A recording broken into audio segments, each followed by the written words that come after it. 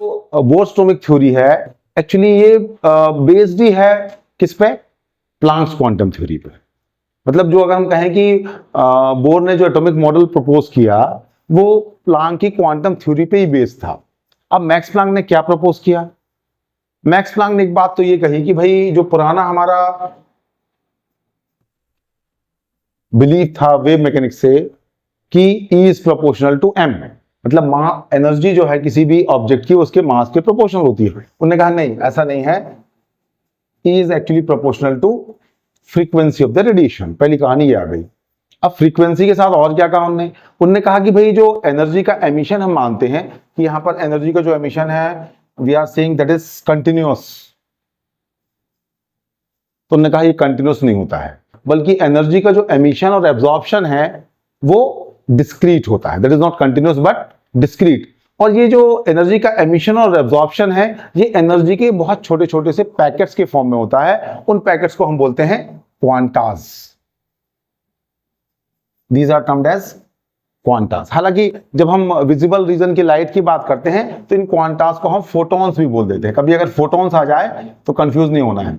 Photon and quanta are the same term. Quanta universal term है, सभी तरह की रेडिएशन के लिए यूज कर लेते हैं, लेकिन जब फोटोन टर्म आएगी तो that is specially for the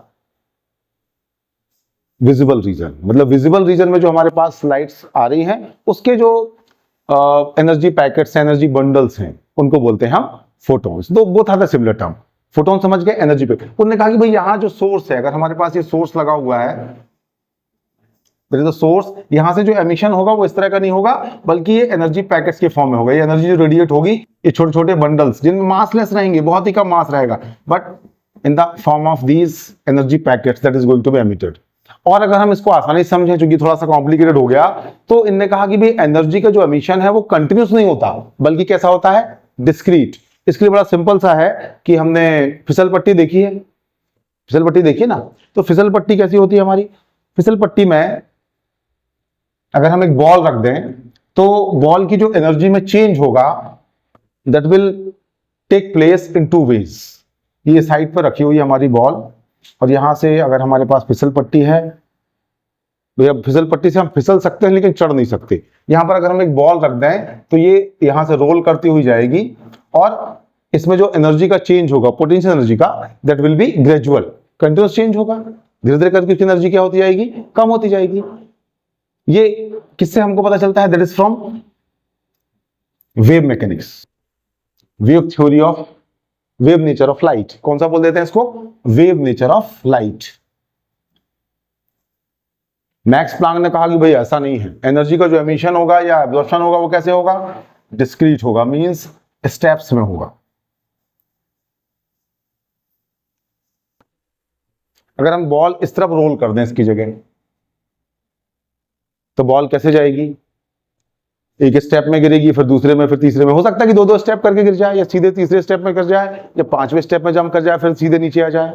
तो यहां पर ये जो एनर्जी का डिफरेंस है इन दोनों स्टेप्स के बीच में, उन्होंने कहा कि ये एनर्जी पैकेट्स की एनर्जी है, और इनकी जो वैल्यू होगी वो एच न्यू होगी या फिर एच न्यू का मल्टीपल होगी, इधर एच न्यू और एन एच न्यू। यहां पर जो एन की वैल्यू होगी वो कोई भी हमारा नेचुरल नंबर होगा 1 2 3 4।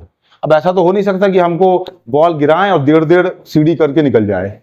1.5 1.5 1.5 हो सकता है, 1.75 1.75, नॉट पॉसिबल। ये जो चेंज होगा यहां पर, जो पोटेंशियल एनर्जी का चेंज होगा इस बॉल पे, अगर हम यहां से इसको नीचे गिराएंगे तो वो 1 होगा, 2 होगा, 3 हो सकता है, मल्टीपल होगा किसका? एच न्यू का। और ये जो इनके बीच में एनर्जी का डिफरेंस है वो एच न्यू या एच न्यू का मल्टीपल होगा। तो ये हमारा बताता है कि एनर्जी का जो चेंज होगा वो कैसा होगा? कंटिन्यूस। और ये जो हमारे पास है ये बताता है कि एनर्जी का चेंज कैसा होगा? That will be discrete. Very clear?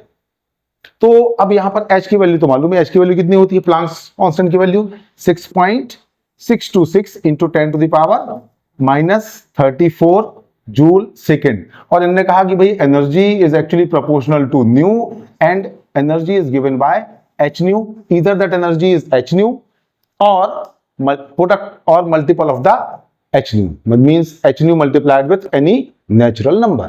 Simple is that. तो ये है प्लैंक्स क्वांटम थ्योरी, बड़ा सिंपल सी है।